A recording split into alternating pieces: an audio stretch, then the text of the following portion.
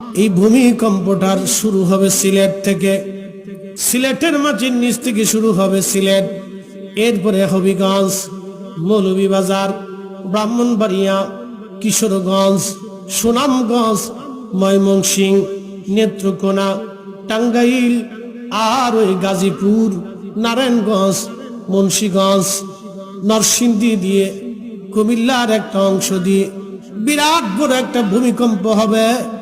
14 কোটি মানুষ আক্রান্ত হবে, 3 কোটি মানুষ জায়গায় মার্ডার হবে। এটা হলো বিজ্ঞানের ঘোষণা।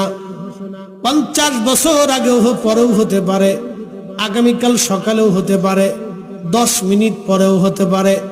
বিজ্ঞান বলে যে কোনো সময় হতে পারে। 400 বছর ধরে ভূমিকম্প হয় না, হয় না। আমি ফরিদি বললাম আরো 400 বছর পরেও হবে না, কারণ যেখান থেকে উৎপত্তি হওয়ার